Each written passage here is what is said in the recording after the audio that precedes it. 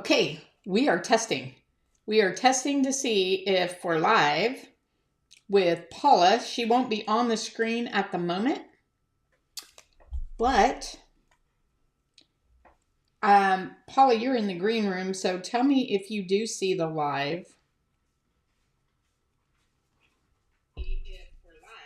Oh, I got it. We are live. Woohoo! We're live, and it was the scheduled one. So, hey, I'm excited. I see Paula grinning. She must see it. Let me see. I see Diane, Melody, Paula, and Paula, you are able to post a comment. Try again now that we're live and see if you could post that link, Paula. Hey, Sheriff. All right, we are live tonight, and we are going to have Miss Paula McCoy with Colors for Earth. So our Lemon Kisses tray, Paula has painted that. You guys have all seen that glazed in green and in blue. And she is going to take you step by step tonight through painting the green one. And tomorrow she's posting this also out on her site with an added 30 minutes at the end, doing it in blue. So you guys are going to want to go out to her site tomorrow and catch the blue design. Tonight, you're going to get the green design. Hey, Lori, Vicky, Katrina, Christine, Crystal, Carol, MT, and who did I miss? Kathy. I missed Kathy and Liz. All right, so what I'm going to do, Paula and I have been playing with this today. I am going to bring Paula in with me. So let me bring her. Blank screen. You are going to be on the right. Okay, I have you, but I only see you little, Paula. Oh, wait. Hold on. I only see you little, Paula. What happened? I don't know. I don't know. Because you're running the show. Do you see it little on the screen? Let me see what I see. Yeah, I see you little. You were big today. I don't even see it. Oh, there. Now it shows little. Yeah, I show you. I don't know. Hi, everyone. I'd love to be little. Thank you. Oh, wait. Hold on. There you go. I got Operator error. Yeah. No, it was my user error. Okay, so welcome, Paula McCoy, everybody. Again, she's going to take you step by step through painting this green Lemon Kisses tray. If you look in the description, you'll see a link to her blog. She's also going to try to put a link up here, or we're going to try to put a link. It didn't work, Paula. I can't do it. You know, I don't have privileges. I'll have to try to do it while the video's going. But it is also in the description below a link to the tray, a link to her blog, because Paula, tell them what they're going to find on your blog. Hi, everyone.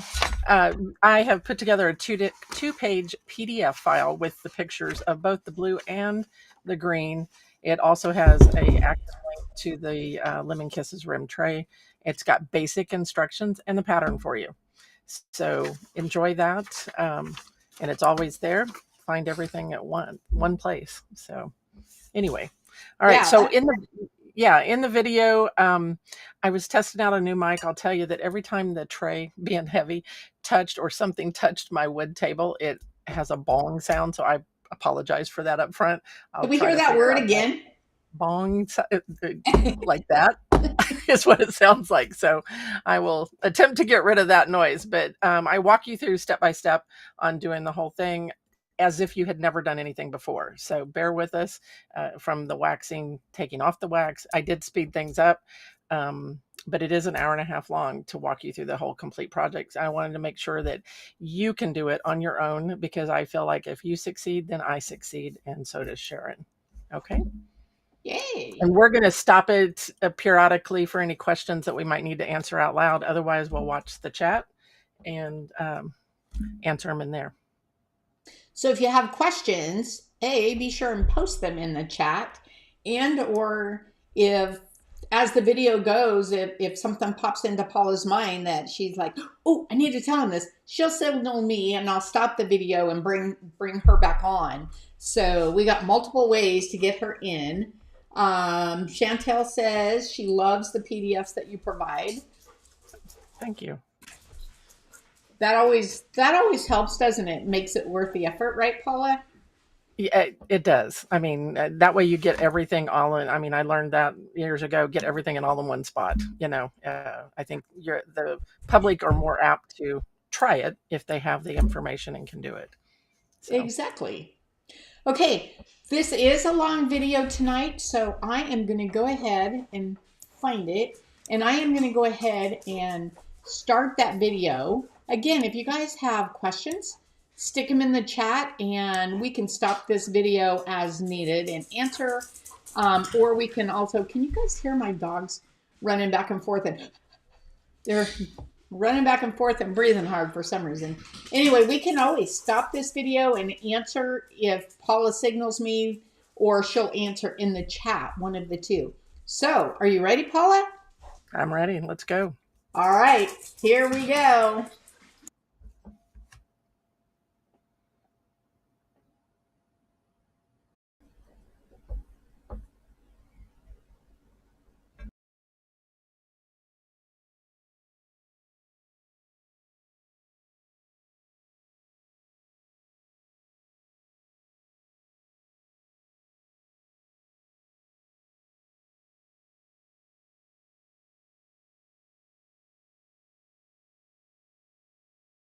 So I'm going to work on this piece that is lemons.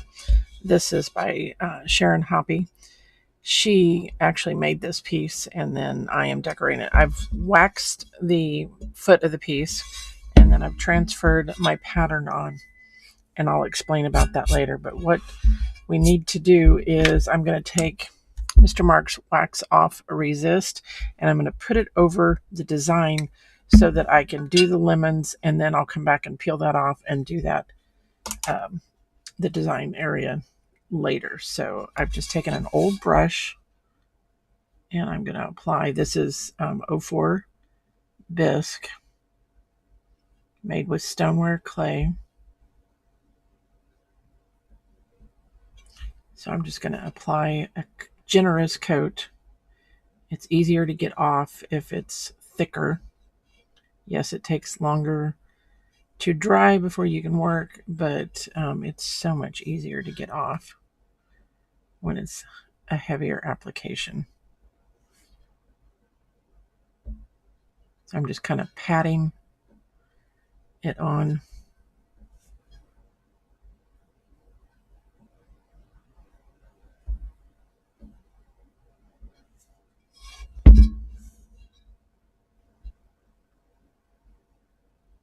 So I'm going to continue to put this on, and then I'll come back and explain how I put the pattern on.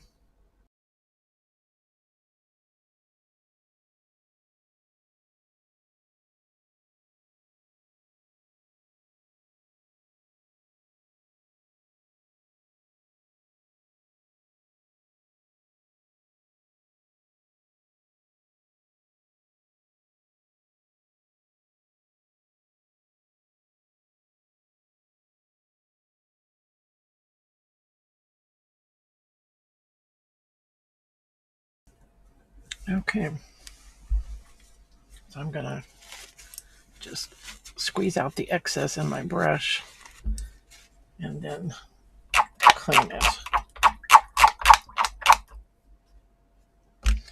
All right, we'll let this dry and then I'll come back and start the painting technique.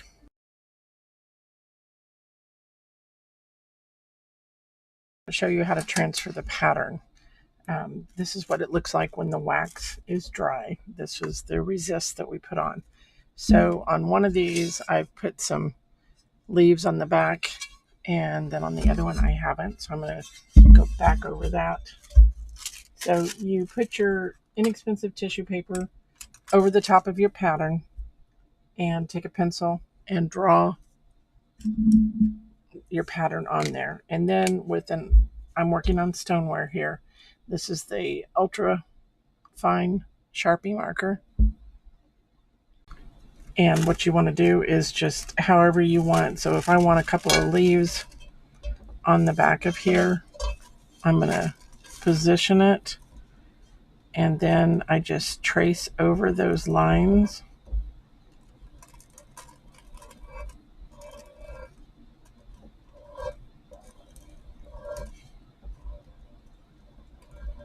And the Sharpie bleeds through and creates a line. Now you don't need a solid line, okay? You can even just sketch those on if you wanted to. You could use that Staedtler Triplus fine liner. That's another way of doing it. So if I wanted this one, I can come up here, because they don't have to be identical. We're going to assume we have a leaf here.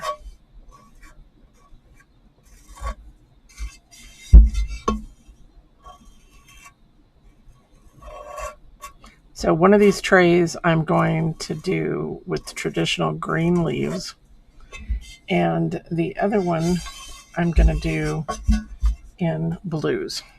So I'll show you both of those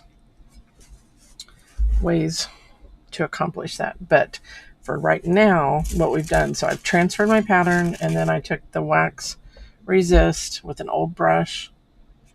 This is Mr. Mark's, and applied it to my pattern, and then I let it dry.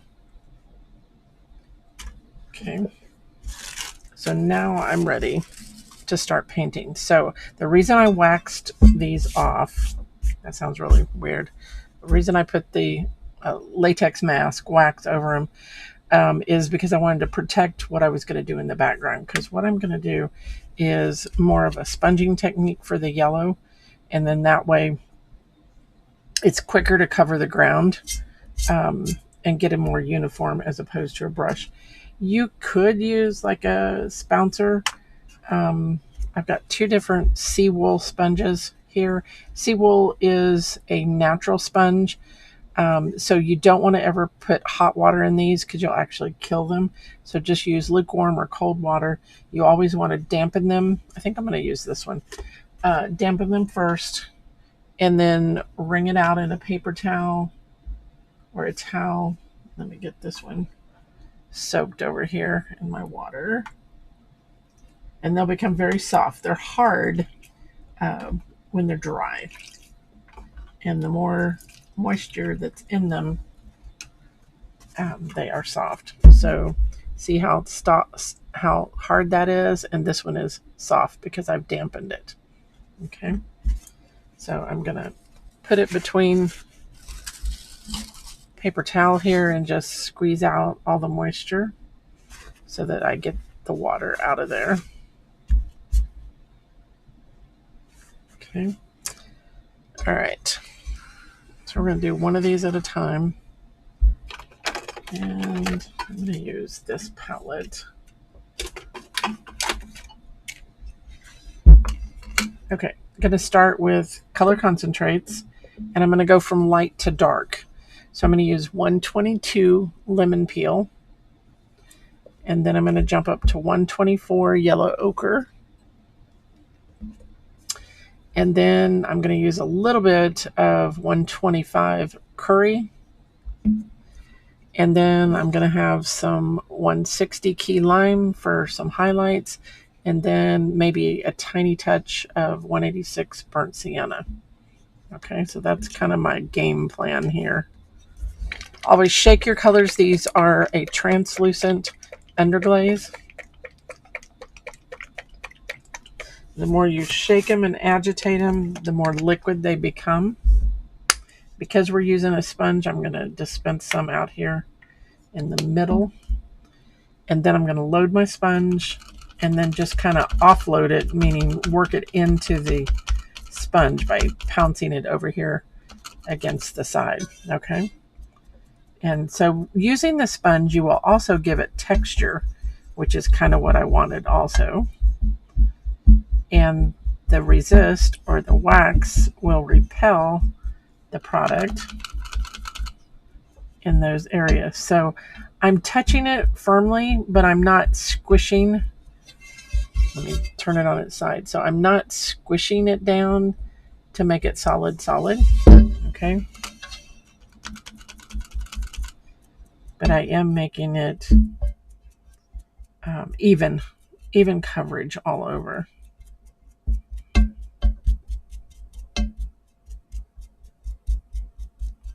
The more times you go over it, the more solid it is going to become, of course. So I want this to be fairly even because I've got other colors I'm going to go back on top with.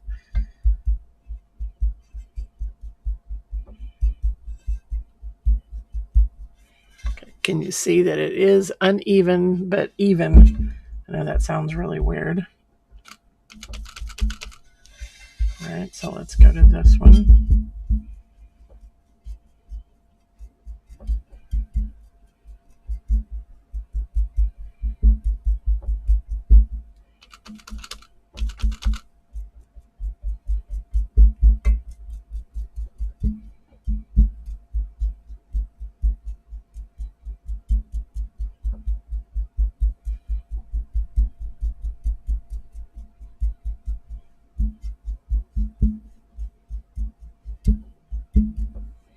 Now, I had like a blob come out of my bottle, so I'm going to get rid of that.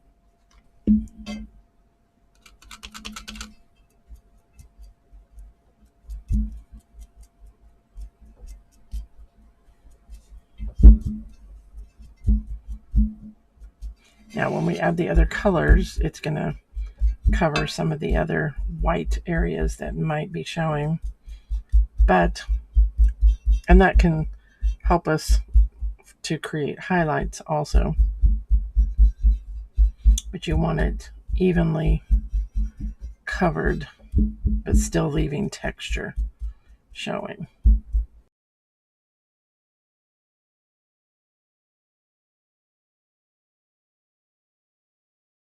So multiple thin coats are better than one thick heavy coat, whether you're applying it with a brush or the sponge, doesn't matter. You don't want to put it on thick and globby. It's very concentrated.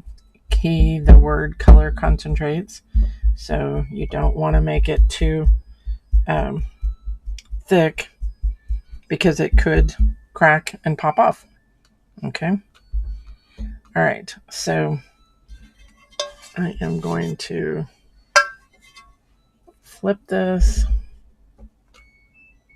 Now, I did not wax the back of these. I did wax the foot, but as far as this area around the edge, and I'm not really worried about going over the leaves because the leaves are going to be green and I can paint those over the top of it. I'm mainly going to try to use up my product that I've got out here. And you could even just leave it with sponging on the background. You don't have to put more design by any means.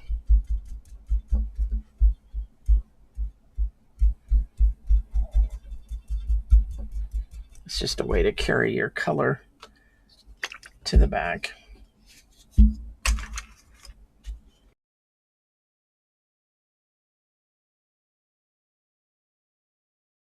Constantly change your sponge around so you're not getting a pattern.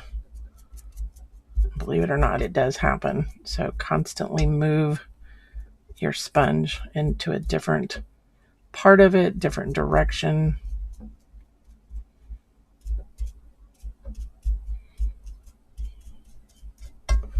Oh, it's not getting too patterned. I'm going to lay this down because then I can use a little more force to sponge with. I'm not worried about it getting up around the foot of the piece right now. I can always go back and do some of that later.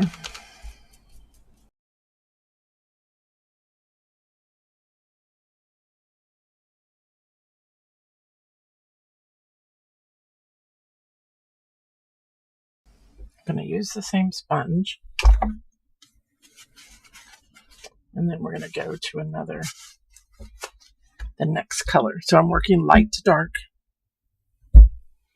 And I have a friend, Annette. Thank you.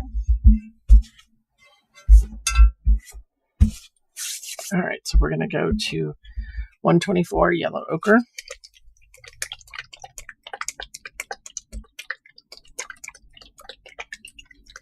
I'm going to do one of these at a time.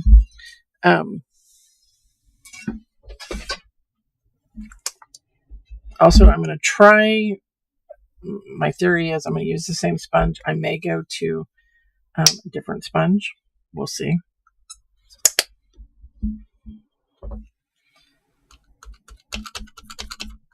So work that into your sponge. So I'm going to pretend that the inside is darker. Your highlights would be to the outer area. So if I just barely touch,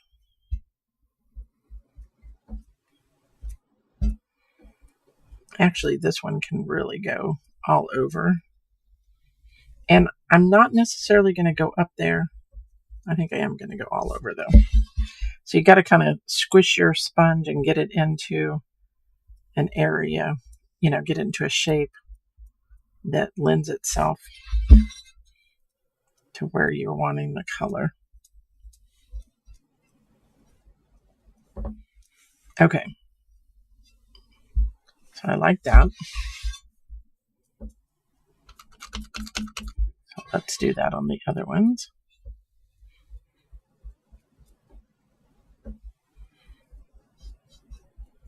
So I'm doing it light enough that the other color still shows through. And light enough, meaning a light application, so that you still see texture, which is what we want, or what I want. You see how I'm turning it so I can get it into the area that I want it.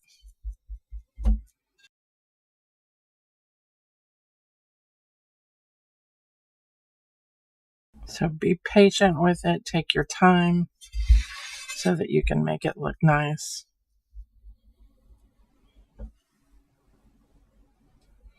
And as you see, as it starts to dry, it will look a little bit darker or somewhat chalky. Okay, I know I've got a lot of color in my sponge, so I'm going to wring it out here. So this is like a, I think I said seawool. It's more of a silk sponge. My apologies. A seawool is one that's larger openings. See the difference in them? Okay, both still a natural, no matter what. All right, now we're going to 125 curry, so it's darker. I'm going to keep it more to the center. Not putting a whole lot out. Working that into my sponge.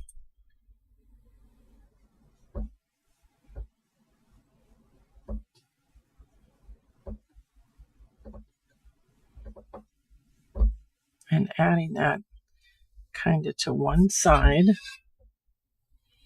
And you can come a little bit in the middle there.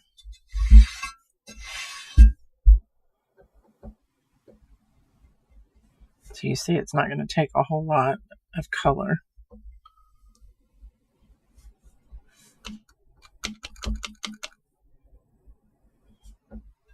So I'm just barely tickling the sponge to the surface. Tickle meaning I'm barely touching it.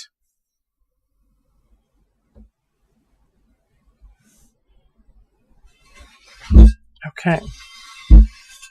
If you're unsure what it looks like, you can take a fine mister bottle and mist the area. And I think I moved mine, so I'll have to get it in a minute. Then I'll show you. Okay, and you can see that the resist has color on it, but it's repelling it. All right, so I am going to kind of take this off of my sponge into a paper towel just to remove the excess. You see how much was in there? Because I don't necessarily want that darker yellow on my highlight side.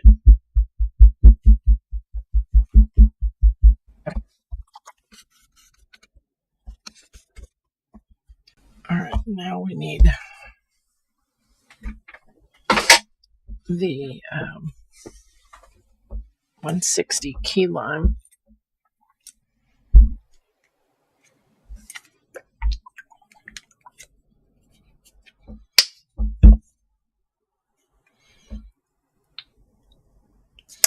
Start with that amount. We'll see. I can always turn my sponge back to the lighter yellow and work that in. And I want it on the other side.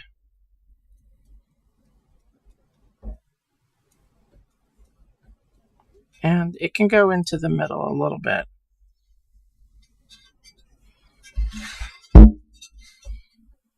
If you wanted it a darker green, you could definitely go to 161, but I think this is just enough.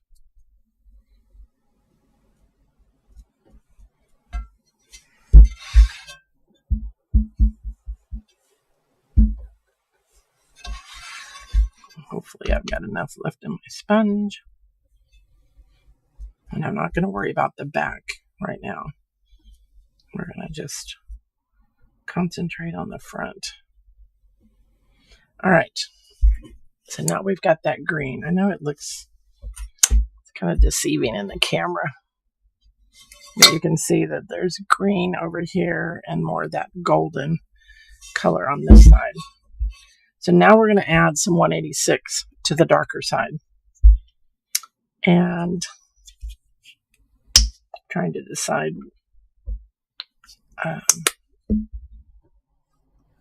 All right, so this is fairly large, so I'm going to just concentrate on one small area.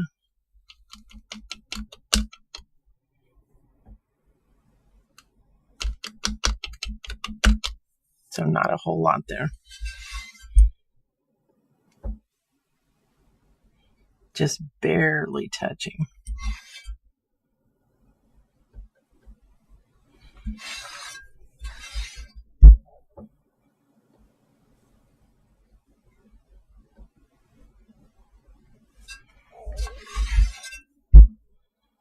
I think I'll come back and shade with the brush also.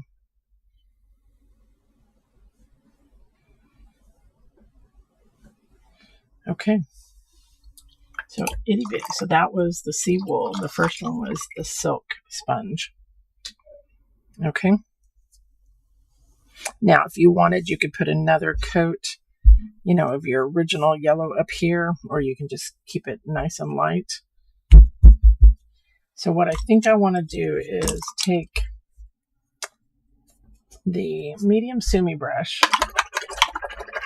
I'm going to wet it with water, but take a lot of the water off and just kind of see how I'm side loading it there. So right now, if I put that brush down, you're only going to have brown on one side. And that's what I want. So I'm going to rinse that and do it again. I'm just picking that up, but I'm going over it multiple times to kind of blend that into the brush.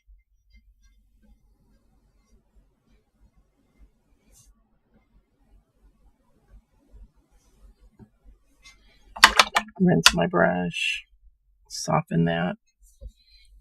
See how it just kind of accentuates the shape.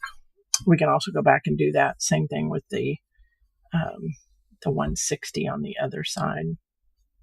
You could do it all with the brush if you wanted to. You wouldn't have to sponge. I just like the texture that it gives. rinse, get most of that water out of it, then pick up some color.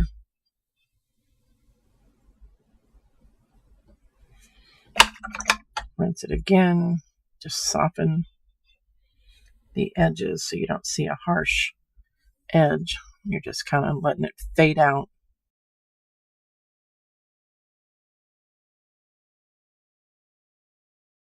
Okay, so let's do that with the green also.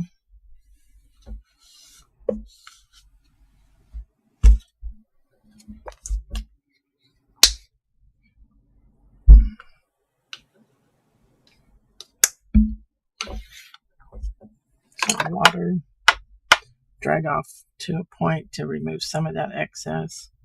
Now I'm loading it on the left side, but I need it on the right side, so I'm going to flip the brush over and just go down that right side the same as I did on the other. But when you rinse that brush, make sure you rinse it really well, because otherwise you're going to have green on both sides of it. So keep that in mind.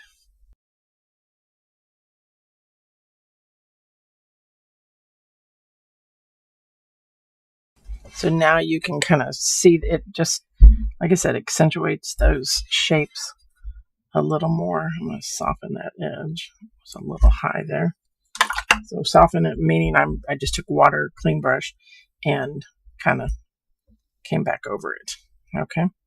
All right. So now let's get this one out of here too.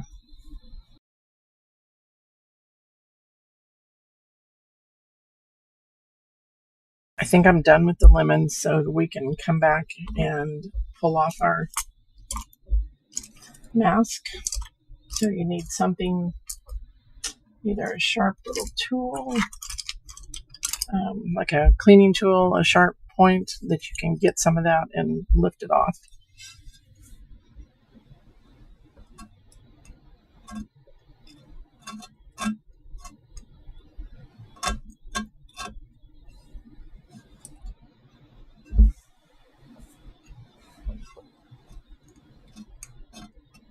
Remember, I said the heavier or thicker you put it on, it's going to be easier to pull off.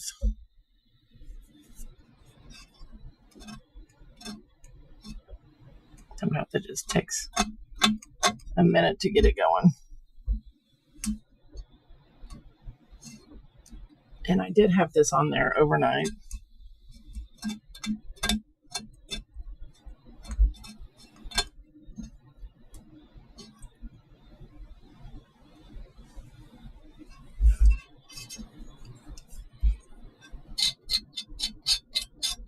No, I don't want any of that residue.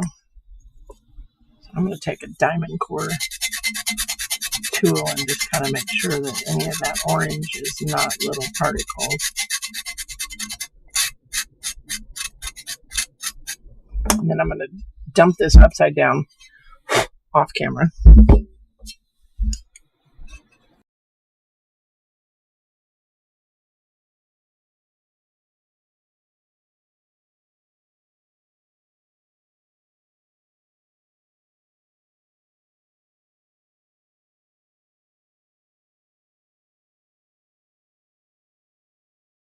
You could use the resist and do this part and then burn it off if you want.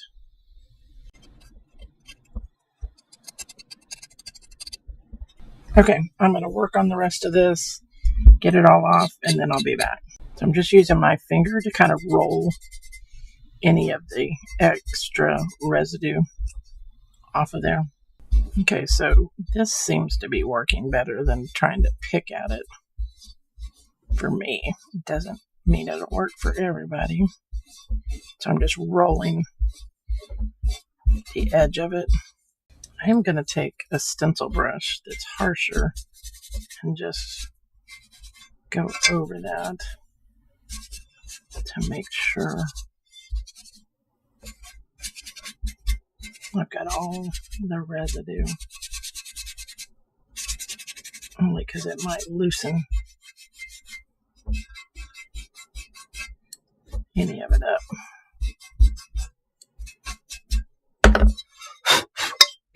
Okay. So now you have your leaves and your blossoms.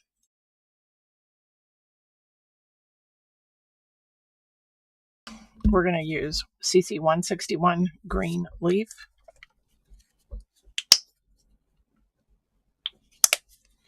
And CC 162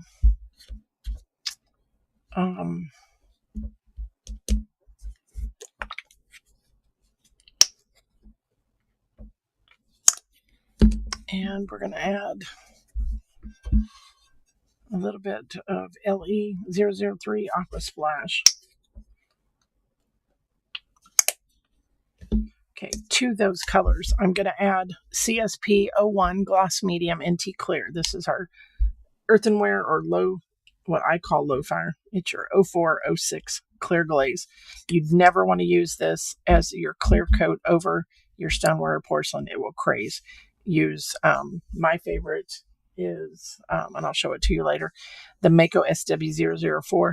But for this particular technique, we're going to be doing a 2 and 3 color blend. I like to add the 01 to the colors 50-50. This will keep it open longer and allow me to blend and manipulate what I'm wanting it to do. I'm going to use the small sumi brush. Wet that, blot. Let's stir these up with the handle. I use the handle because I don't like wasting my product. Because if you use the hair of the brush, then you got to rinse it before you stir the next one. And I need them all stirred up at the same time so that I can go from one to the next one. You want to do these with all 3 colors on the area that I'm going to show you all at one time. You don't want to do all lights, then all darks. You definitely want to make sure that you're using it just the way I show you. Okay, so I'm going to load with the lighter green, the 161, fully load that brush, shampoo it up, okay? And then I'm going to tuck that in where I want it. And if it goes over my line, that's okay. We're going to outline, push it down, pat, pat, pat.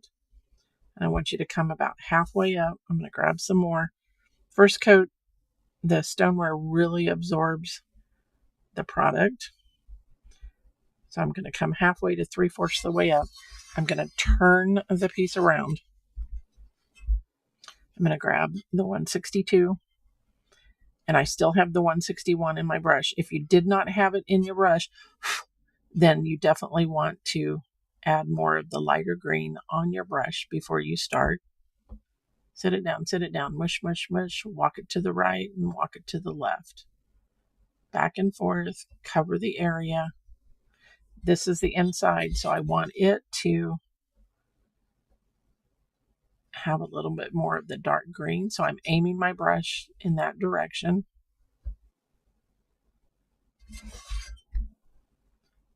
I'm seeing a lot of, every clay is different. So there's a lot of little pinholes because it's absorbing so quickly into the area. I'm going to take that dark and wipe it off. I'm going to put the light back in my brush. And on the highlight side, the outside, I'm going to tip into that Aqua Splash. And I'm going to add it over here to this area. So I'm always aiming my brush where I want it, where I want that color that's on the tip of the brush. Okay. And I just went and dampened another brush to get rid of that. Okay, so you can see the 3 colors on there. Wipe, wipe. Do not rinse. Fully load with the light color. Turn that around. We're going to put some turnbacks on these also. So I'm going to start here. Let's put it underneath. It'll make it easier. You'll still be able to see that. So pat it in, turn the brush over, use the color that's on the other side.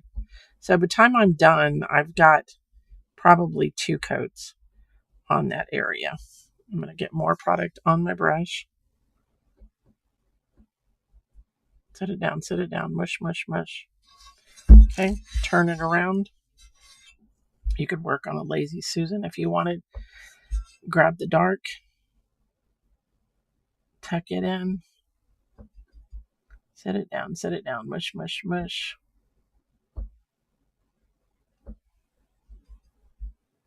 Walk it back and forth, turn the brush over to get the color off the other side. Utilize what's on your brush. And wipe, wipe. Put some lighter green back in. And I'm going to grab some of the Aqua Splash.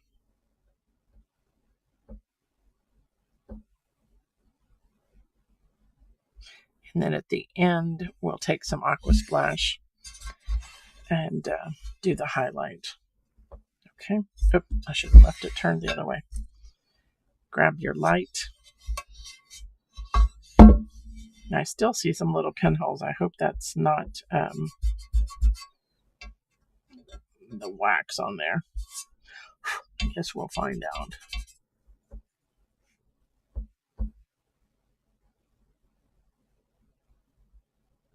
So, light green. Pat, pat, pat, pat. Pat it in. That gives it a nice good coat. I'm going to grab some more. Set it down, mush, mush, mush. Turn it over.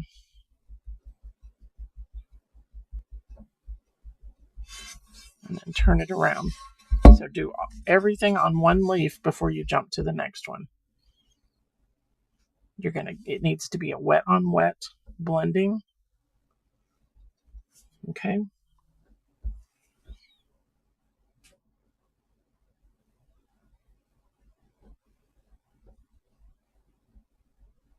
And if you don't do it right away, then one color is going to dry and you're not going to get a good blend. I'm reloading with both colors. Like I said, the stoneware really grabs. I probably could have went to the medium Sumi brush on this larger one, but I didn't. Wipe, wipe. Load with the lighter green. Tip into the aqua. And I'm going to touch that aqua along the top side. Wipe, wipe.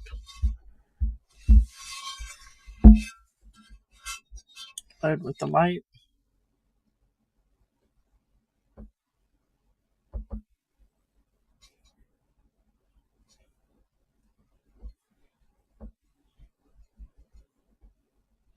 Now, when I did my wax on this, my leaf got a little bit larger than my pattern, and that's fine. Your pattern is only a guide. I always paint larger than my pattern most of the time.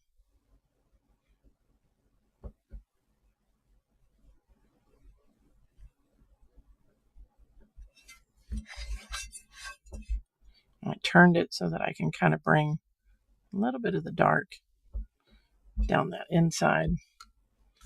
Wipe it off, put the light back in there, tip into the aqua. And let's add some aqua on this side. You can even grab it and drag it down. That works also. Now the first coat, when you do this, it's going to look a little splotchy because we're going to do 2 coats like this. So first coat is splotchy or lined, and then the next time when you come back, it will, I'm going to fill in that little hole there, even out. Okay, so I'm going to go around and do all of these, and I'll come back and show you the next step. Okay, 1 coat on everything, all the leaves. Okay, and while that's drying, we're going to do some white, CC 102 Glacier White, and a touch of pink. You could do yellow, but since we've got so much yellow on here, I'm going to go 131 Cabernet.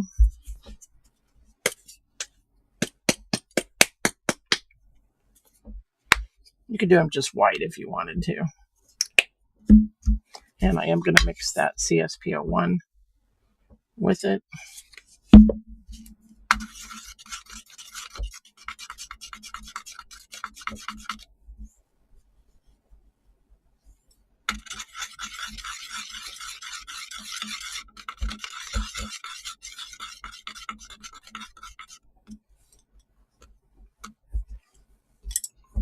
Okay, I may have to go down to the mini Sumi. It's a lot smaller, but the larger the brush you can use in the area, the softer the look is going to be. Okay, so we're going to get some of the white on the brush, and we're going to tuck that white towards the outside of the petal. And because these are such a small area, we can do like 2 petals at a time. Then I'm going to turn it, and I'm going to pick up a smidge of that 131 Cabernet, tuck it at the other end, and smush it down so that it bleeds back into the white. I think I'm going to need to go to the smaller brush. The pinks tend to burn out a little bit at cone 6, so I'm going a little bit heavier with the application just to keep some of that in there. All right, I'll switch to the mini Sumi. This also gives your leaves a little bit of time to dry.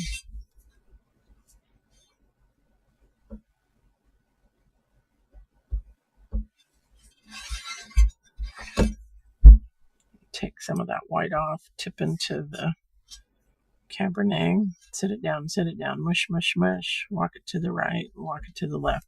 So I start in the center of that area and then go side to side. The reason for that is you'll get a better distribution of color instead of starting on one side and running out of color before you get to the other side.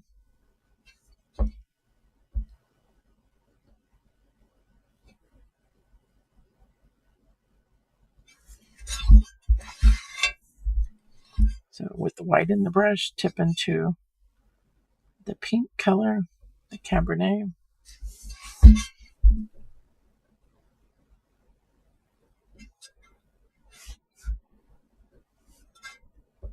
Tuck it in, walk it to the right, and walk it to the left. Okay. All right, so we're going to do the same on the little buds.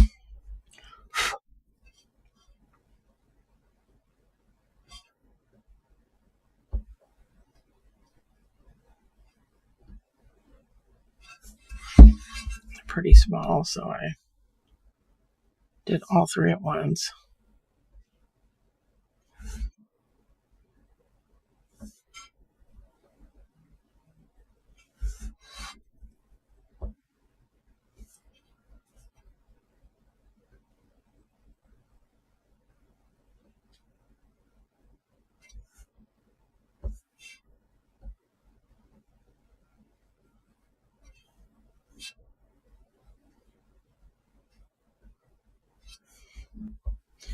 It would be up to you whether you did, you could probably get away with 1 coat. Depends on the color of your clay body. If it's a darker clay, then you may want to go a couple of coats. Trying to make sure I get all of that wax off of there.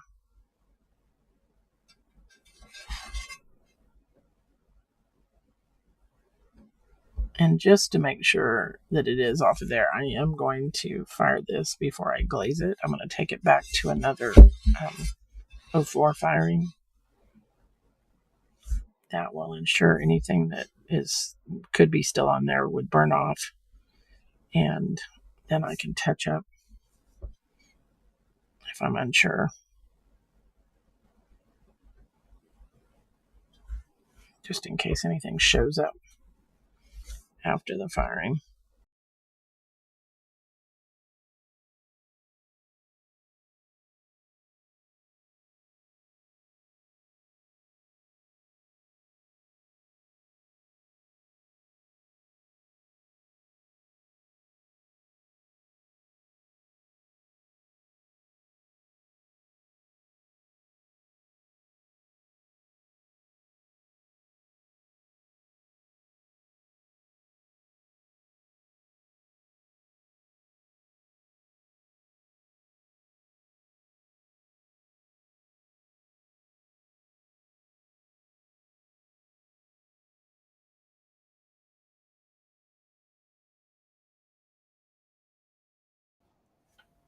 Okay, guys. So Chantel had a great question. 50-50. Is that how I mix the medium with the colors? Yes, that is what I typically do. And even if I'm making a watercolor wash for the backgrounds, that's what I do also. The key is that you're mixing it 50-50 to get that blendability so that you can blend one color into the other. The word medium in the toll industry, I think everybody, well, you may not know that in the toll industry the word medium is an extender and opener. So by adding the CSPO1 gloss medium, and then the rest of that line is NT clear, so it's my clear glaze for earthenware 0406, not for your cone 6. You want to use, I find Mako's SW004 zinc free, or test it with any zinc free glaze that you use. But when you mix the 50-50, it just makes the blendability so much nicer. Do you have to do it? No. But if you're a beginner and you've never done this technique, the sumi brush and that medium is your key. It's almost a fail safe. You will be able to do that. I promise you.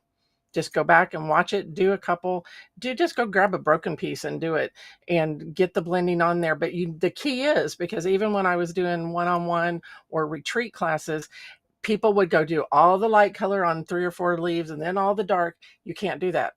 And I said that in the video, you need to do all of the colors on that leaf. It's a 2 or 3 color blend all at one time before you jump to the next one. That is key. Otherwise it dries too much. It's not wet on wet anymore. You can't blend it. Okay. All right, Sharon. Thank you.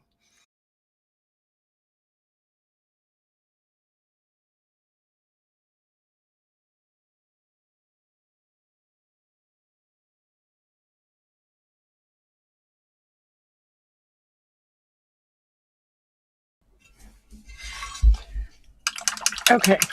So I'm going to take some of that yellow that I squeezed out of my sponge. So it's got a couple of the yellows in there, and just tap it in for the center.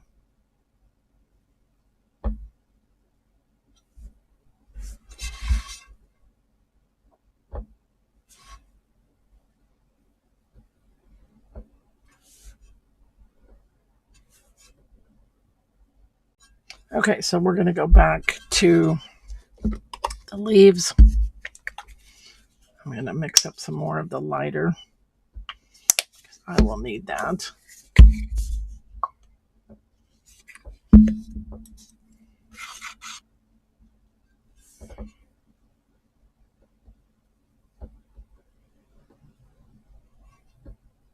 So you're going back over the same area. You're going to say, oh no, I'm covering up all those other colors. It's okay. It'll all come through. Remember, these are transparent or translucent underglazes. So it's going to show. I'm going to wait to do the lighter blue until I get done with all 4 of these.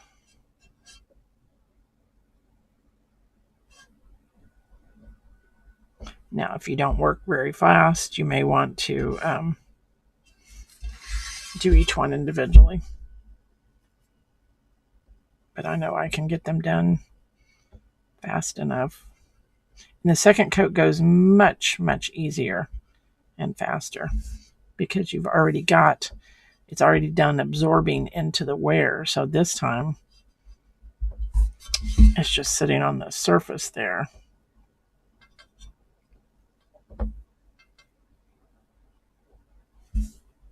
Don't forget to wipe out the dark. Go back into the light.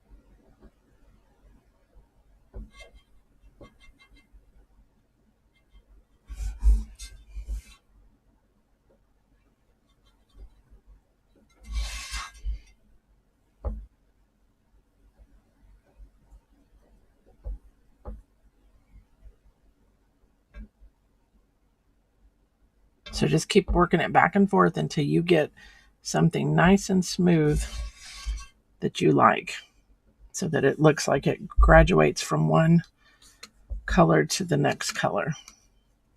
I'm going to put the light back in there, tip into the aqua splash.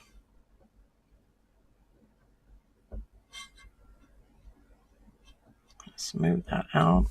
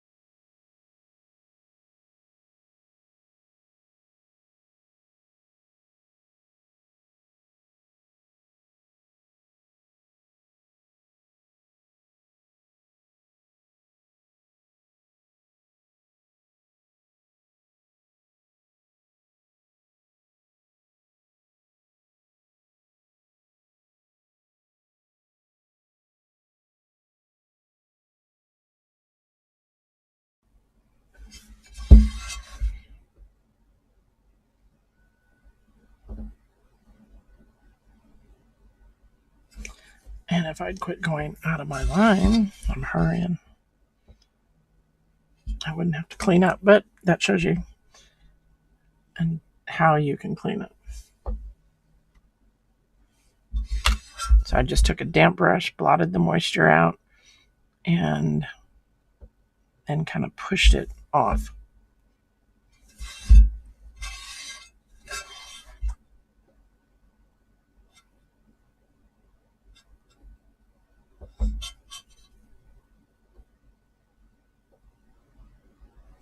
Okay.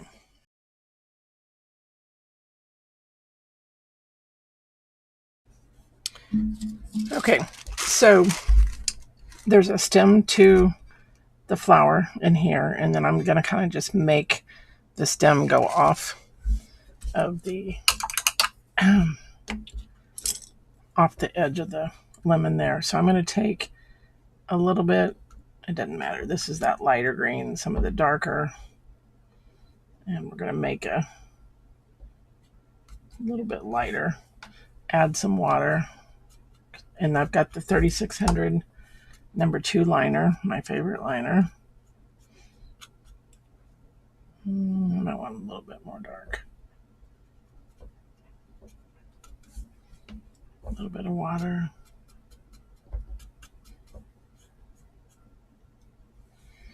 Okay, so we need to attach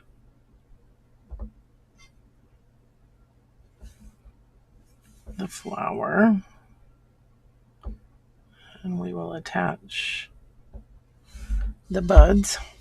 Let's come in just a little bit closer. You can see that. And then we have that leaf that needs to be attached. So where this comes here, you're going to have a stem from this one and a stem from that one. And I'm just going to kind of let them come off the top there. And these may be different because it could depend on how I've painted it, how big the wax was that I put on there. I mean, all those variables. So don't freak out if they're just a little bit different on each one. That's what makes them handmade.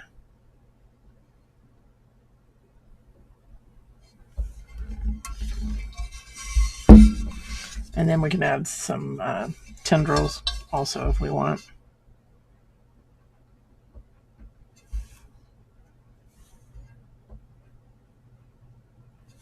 See, these two are closer.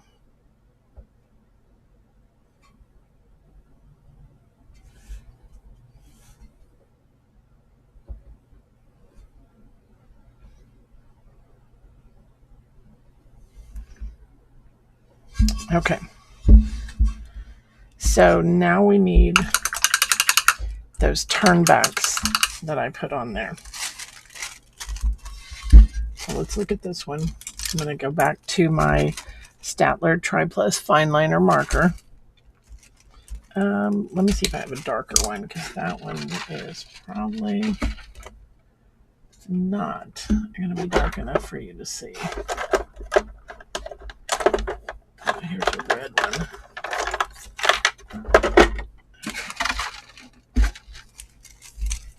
That'll be much easier to see. Okay, so what I'm going to do, you don't want to gouge down into your painting, but I'm just going to kind of dot it and mark it. You could retrace with the watercolor marker, with this marker, if you wanted to. But see how that, and that just gives me a guide.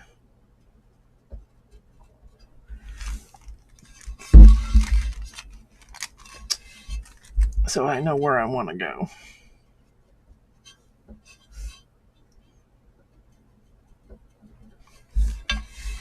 So that's one of your pro tips. This is how you can also dot. If you weren't sure that you had two coats on something, you could put a little dot next to it, or you can actually put dots on top of it. If you are trying to keep track of it, and say you had a ton of these and you don't remember which one you did, the phone rings, the dog, the kids, whatever. So this is just my little trick to keep track of where I'm at. Okay, so that kind of shows you. Okay. All right, so we have this aqua splash color. So what I'm going to do is I'm going to add some 152 deep cerulean with that aqua splash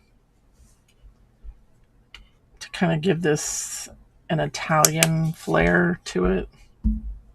I am going to put the medium with it, so it'll be slightly more transparent because you're thinning it down with the medium.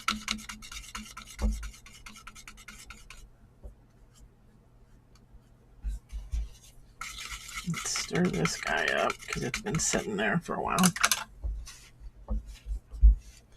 Okay, and I think this the same liner will work.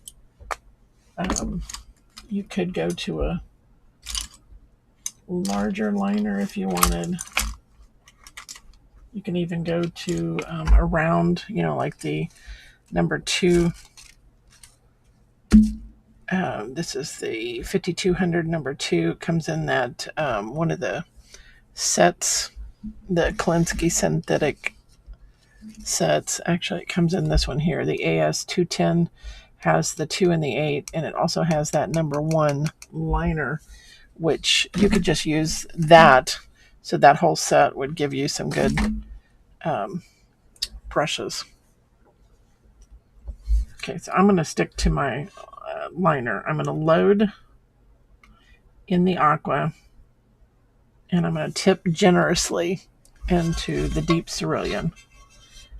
Okay, and I'm going to start up on the tippy toe, but then I'm going to press down, pull, pull, pull, and lift off. Now, I think I needed more of the deep cerulean.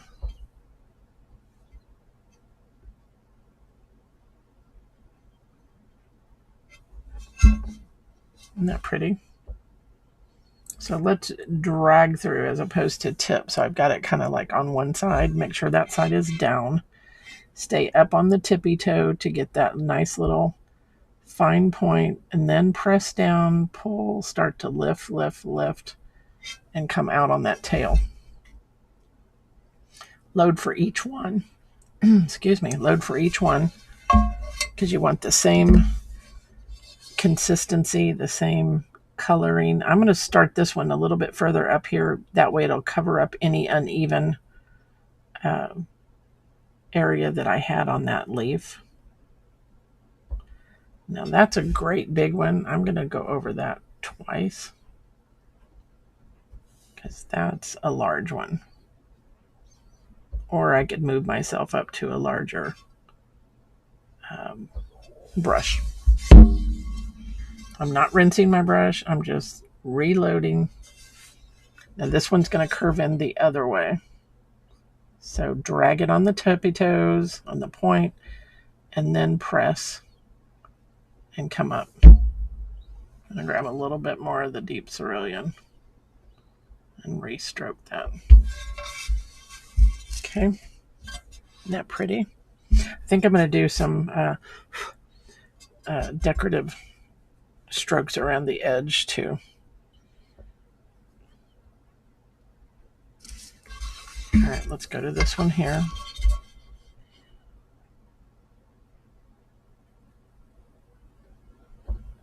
So a brush stroke is a combination of color, pressure, and motion. So I've got 2 colors on the brush. The amount of pressure will determine the size of the stroke, and the motion is how I am curving. So I'm curving and making it like a comma stroke. Color, pressure, and motion. So I'm dragging to get a fine point. I'm not going to go up as high on this one. Nice and slow so that you get the area coverage you want. You can make the curl. If you go too fast, you're not going to have a nice point on the end. So press, pull, pull, lift, lift, and come off.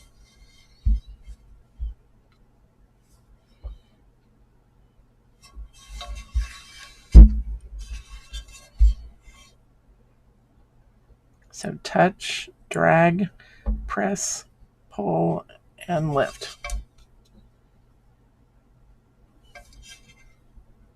Touch, drag, press, pull, and lift. Need to cover up that little tiny bit of green there. So touch, press, pull, and lift.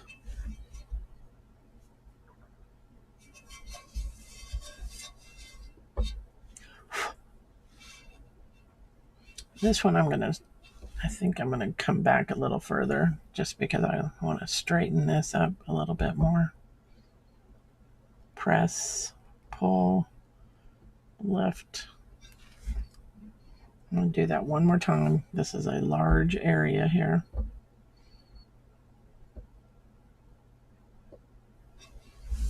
Okay, isn't that pretty?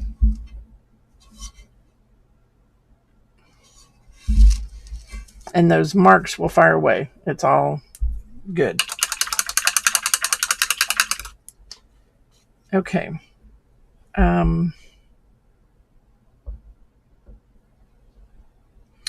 If you thought you were light-handed with that pink, you could come back in and you could add more of the pink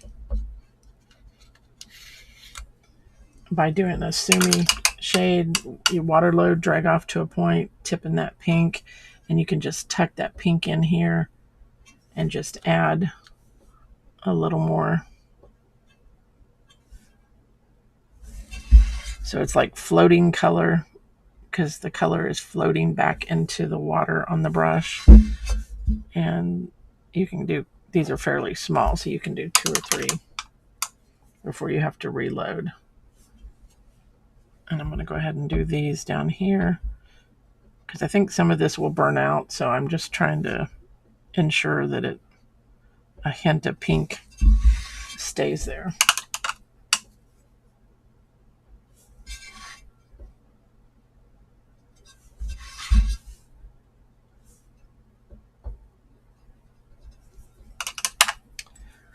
Okay, and then I'm going to take the same brush, and I'm going to take the lighter of the greens, and I'm going to add just a smidge off to one side. And I'm going to go ahead and do these other ones while I've got this in my brush, since it takes ever so little of it. And that just gives that a little highlight. You could do it with brown if you wanted to. All right, so let's do the pink Cabernet 131.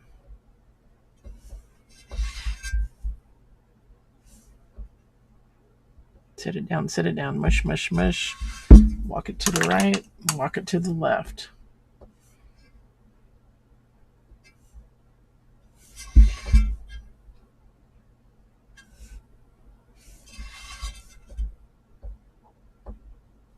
So the amount of pressure you put down on that brush, I'm going all the way down with the hairs so that the color will bleed back into the water that's on the brush.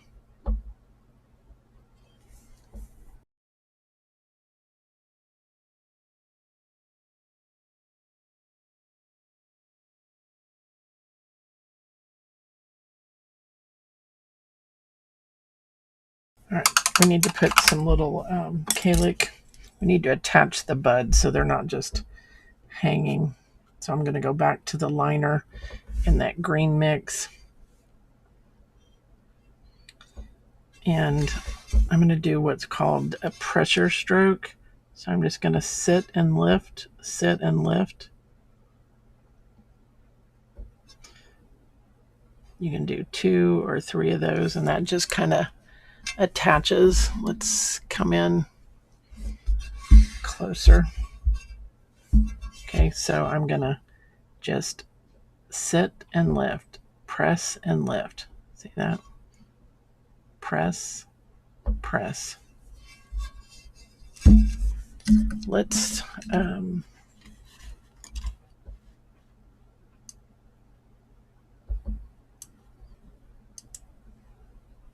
do the side camera so you can see that. Maybe that will help. All right, so I'm going to do this one here. So I'm just standing more upright on the brush. Press and lift up. Press and lift up. Let me move this out of the way. We got one over here to do. Okay. I'm going to move my hand back so you can see the brush. Press and lift. So the point of the brush is down. Press, press, press, and lift straight up. I'm going to turn that a little bit. Okay. So there you go. You've attached them. All right. So now we just need to do our outline.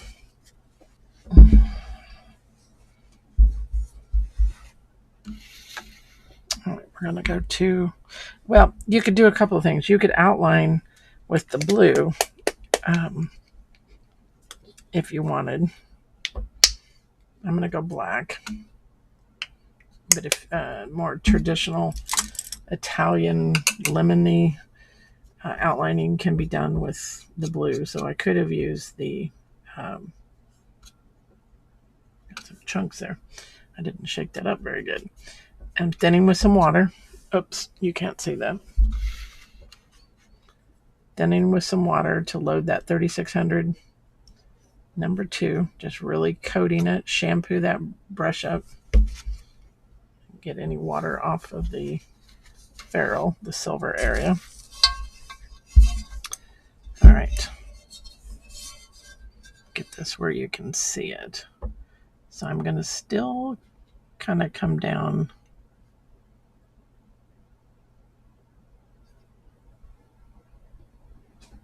like a portion of that stem. It's like you're accenting what you've already got there.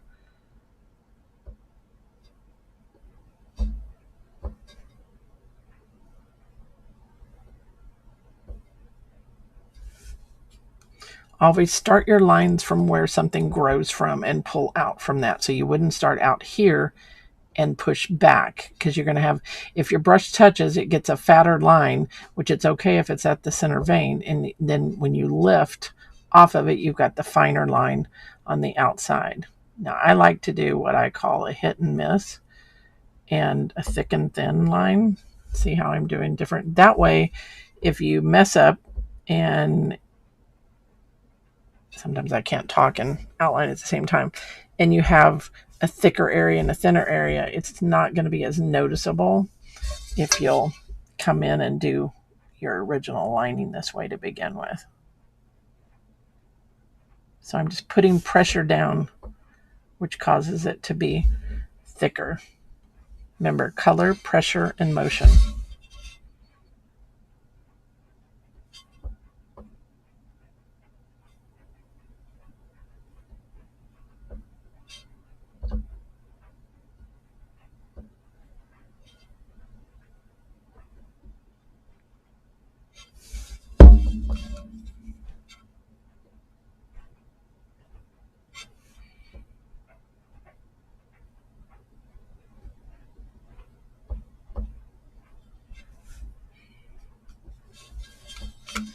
Okay, so I'm going to come down one side of that stem, add my side veins,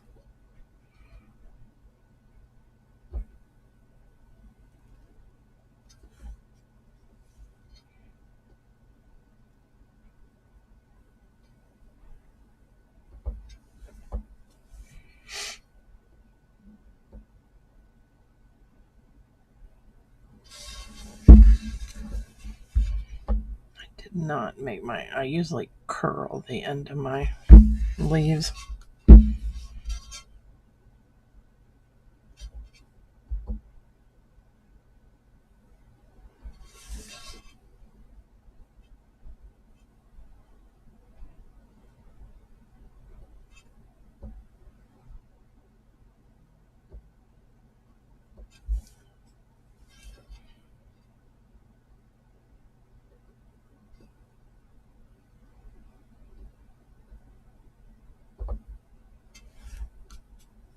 And your line doesn't have to be exact. This is just a way for you to clean up the edges. I'm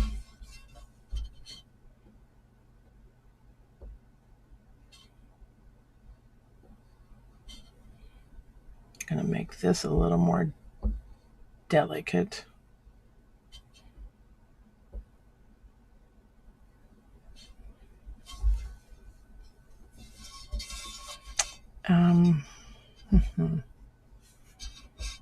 I am going to put a few little lines in here.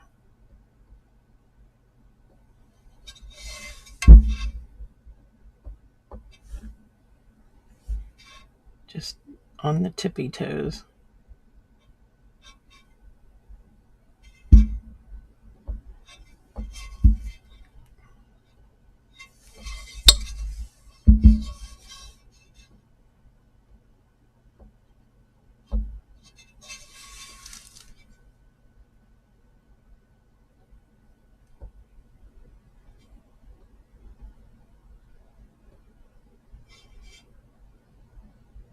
Just a little wavy line around that center.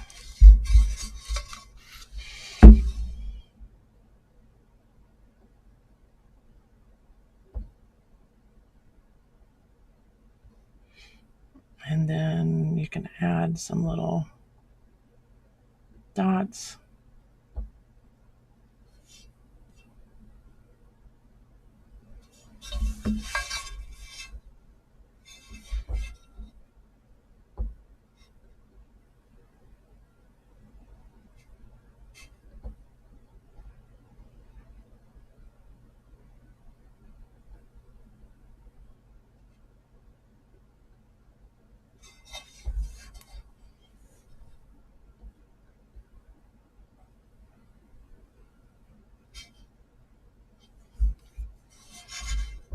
Okay.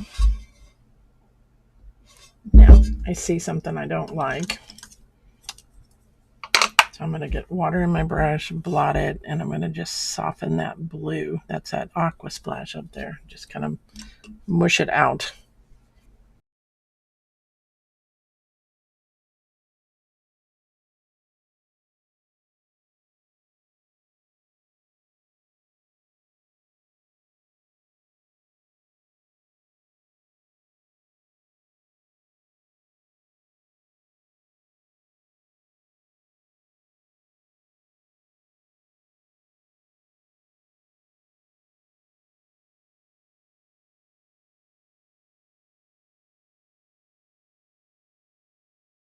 To see you can clean up those edges. If you've got something you don't like. It's a nice way to clean it up and finish it. Make it look like it was meant to be that way.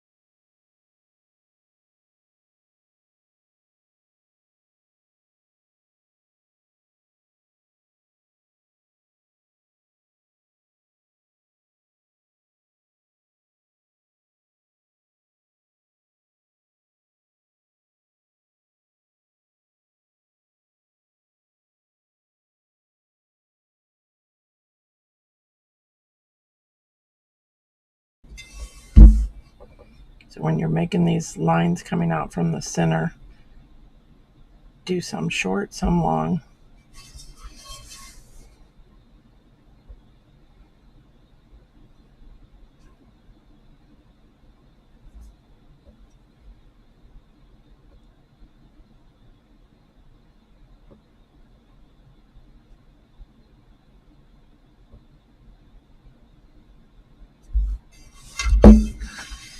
One more leaf and we're done with this part.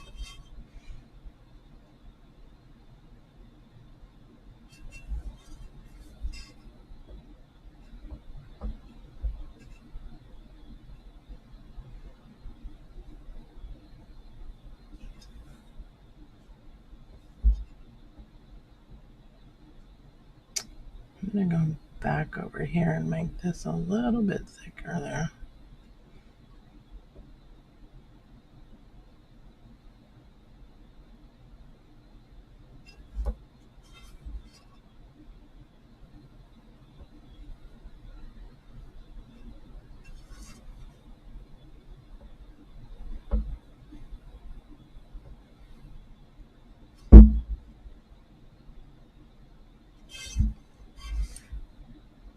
Okay, double check that we've got everything. I do not have this side here.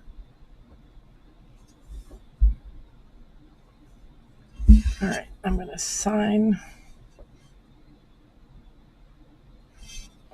on this leaf here. I like to hide it inside a leaf.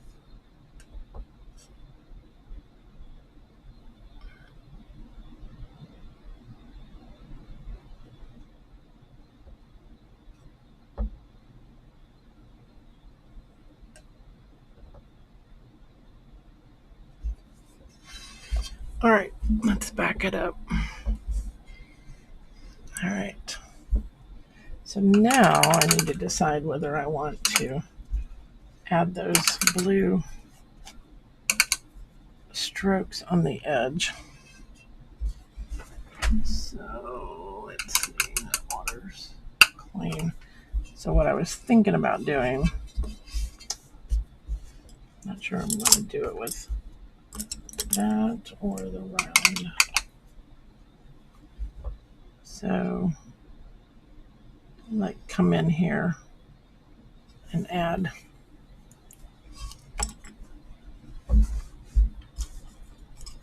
Actually, I think I'm going to go to the 2000 number 4 KB Kalinsky blend. I'm going to stir these up because they've been sitting there a while.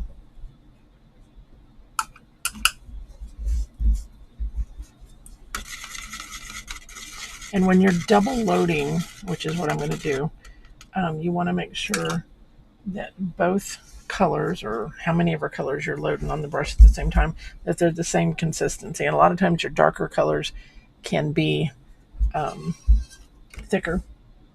So if I wanted, and to make it easier, and I can make a pattern for you guys, you can actually use your marker again and decide, am I going to go this way, or am I just going to loop it? This is a good way to kind of think it out, in other words. So I could go this way and a smaller one.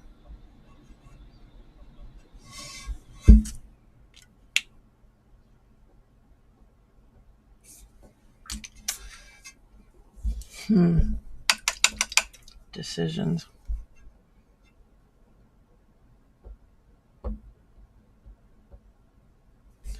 If I did it this way, I would go here and bring it in. Remember, that's just a marker.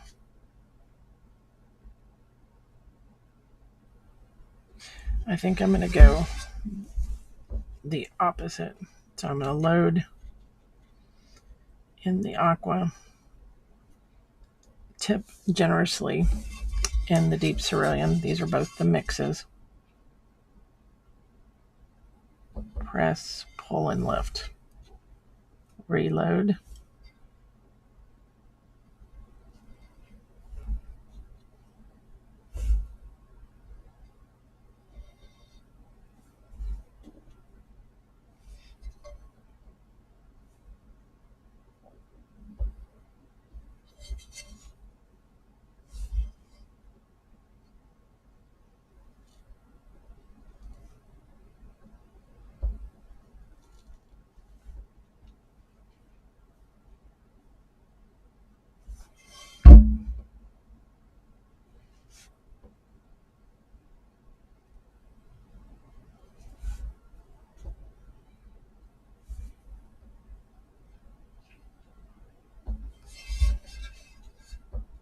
It's hard because this is a curve.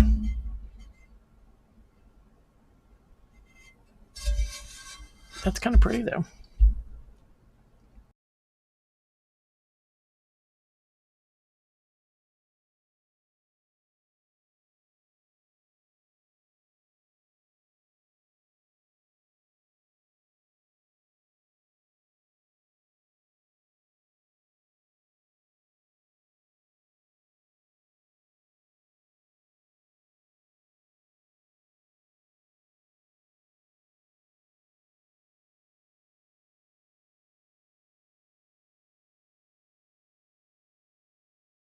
Now I need to It's going to be hard because you're not going to have the framing on each one. So I've got to decide if I'm just going to come down. Let's put the ones out here in first. Let's put 2 in. Trying to make sure I don't stick my hand in something. I may just leave it like that.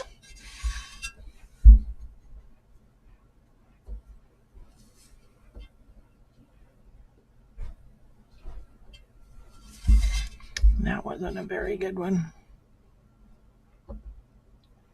I just felt my hand or my arm stick in one of them.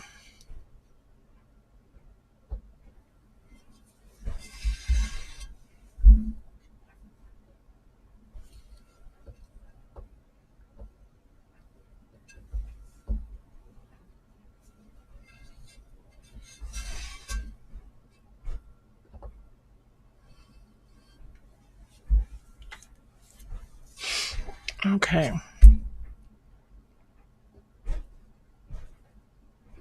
Maybe sometimes I don't know when to stop. So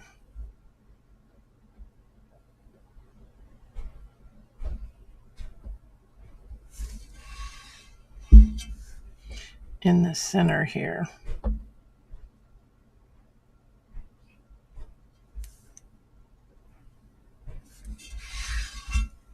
I'm going to turn it and curve each one the same way.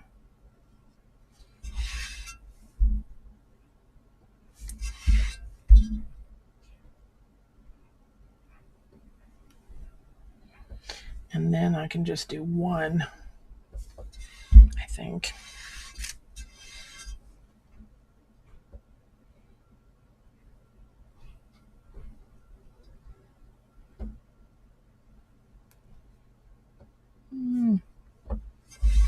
I'm just going to build it as I'm going here.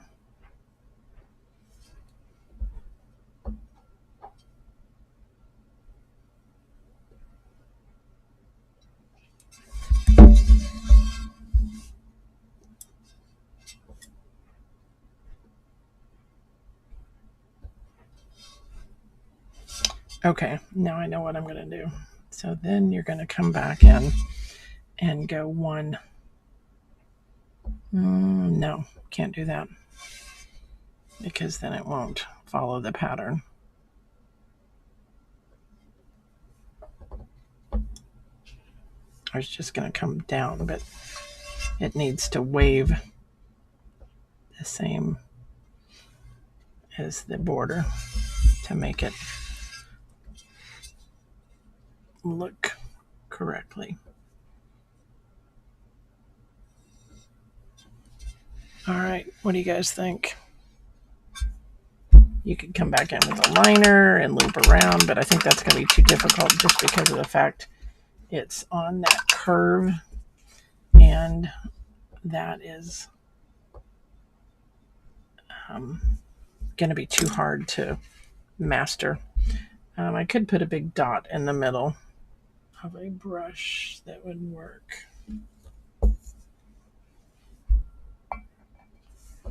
Okay.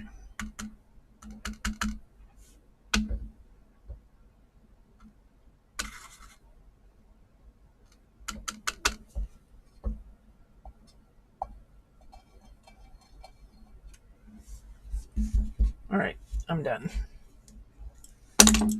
I hope you like the project. It's just repetitive, so it's not hard. You're just repeating the pattern over and over.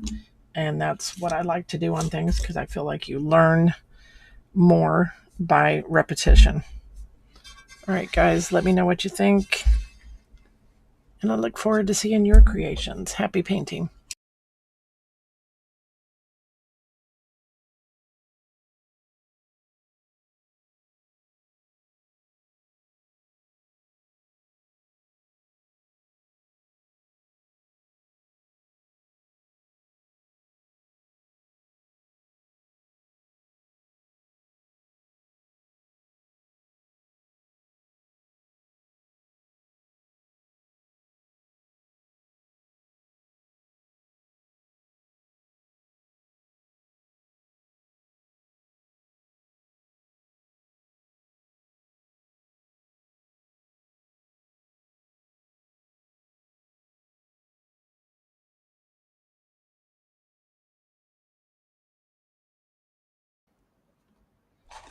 All right, everybody, what do you think about that? How many of you are going to be jumping over to Paula's site, grabbing this pattern, and following this amazing step-by-step tutorial? Go ahead and put that in your comments. And do you have any questions for Paula? Yep, we're here. So are we going to ask Sue, can you look at your comment and tell me if that's exactly what you meant to type in there, or is it supposed to be something else?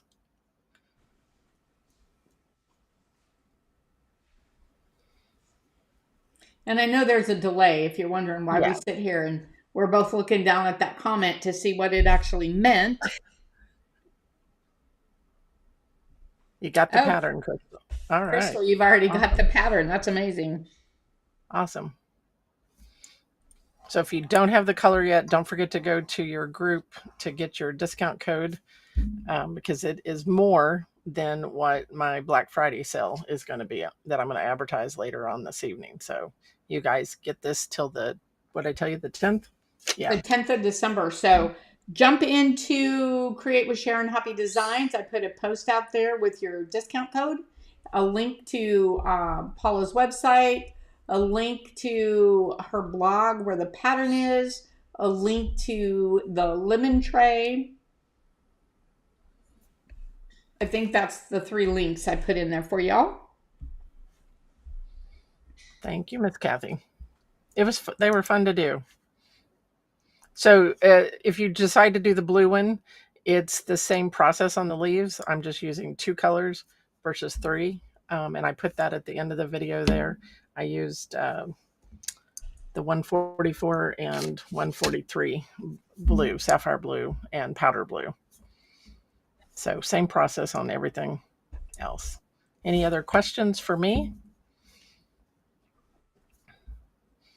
And you put a link for making the tray too, right?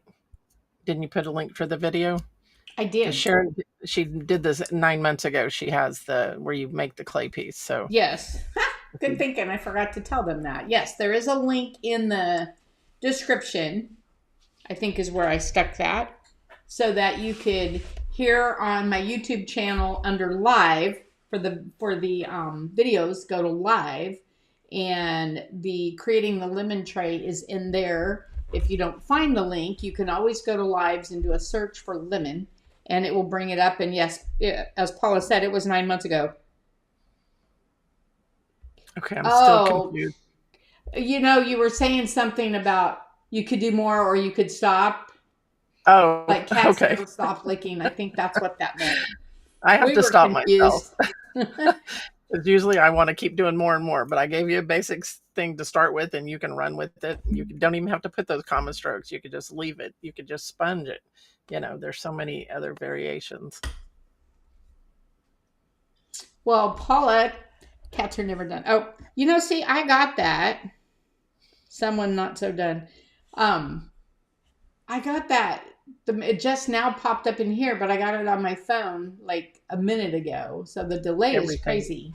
But Yeah. Thank you so much, Paula, for coming on and doing a project with us. Y'all know Paula and I live pretty close together, so we've got some other little things going that you're gonna love. I've been running out back and forth to my kiln. It's down to like 300 degrees. Or no, it was 250 last time I looked. I've got some things in there that Paula's like, I want the bisque. I want to paint. yes. Sharon's going to create. I'm going to do my thing, and we'll provide videos and instructions and patterns for you guys. How's that? What do you think of that? I make the bisque, Paula paints the bisque, and y'all reap the benefits. How about that? She can do that quicker. I can do mine quicker. So there you go. I'm going to get that bowl back that's behind her and take it off, bring it back and get it finished. Yeah, when I went over to Paula's, she started this, and I was supposed to finish it, and I just haven't had time yet. And she's like, bring it back and I'll finish it. I'm coming to get it this week. I'm tempted because I'm dying to see it done. But that's our... okay. Those flowers are this carved board. It's called Falling Flowers. And we also have it in the lasered board, which is mug size. This one isn't the finished piece. It'll have borders on here. This was just my sample run. And it's also in a rolling pin, 12-inch and a 7-inch. And awesome. It rolls fantastic. So Kathy is asking, do the colors fire the same on earthenware as mid-range? Actually, they're a little bit brighter, but you can find the color wheels out on the color concentrate page, and you can look at them side by side there. There's not a whole lot of difference other than your pinks and purples will be much brighter on earthenware. Is that because it's fired to a lower temperature, Paula? Correct. Yeah, you're going to 1860 versus 2167. So yeah. So if you wanted it to stay in, you just do it a little thicker? Just apply another coat. That's why I said when I was doing the pink on the flowers, go back and add a little bit more because I know that they tend to burn out. Or you use the color stroke pinks and purples. And I have a kit out there with those in it that you can search if you need to find that. I will be happy to link you to it. Okay. And remember, and be careful, because the earthenware and the stoneware do fire to a different temperature. Ask me how I know. I hear Mr. Wilson in there laughing. Gosh, a couple years ago, I got some of the Mako stoneware to do that peacock glaze on, and apparently some of them were earthenware. And I've got some beautiful peacock bowls, and I had some flat pancakes that not fun. And Mr. Wilson, he's like, I had to grind off the shelves. Oh, it was a mess. I mean, they were flatter than a pancake. So do not mix them up if you have both. Thank you for the opportunity to share with your people, and I look forward to doing more things with you. Well, thank you. We definitely will be creating more things together. And thank everybody for coming. Thank you guys. And we will see you soon. Bye, guys. Happy Thanksgiving, everyone. Yep. Happy Thanksgiving.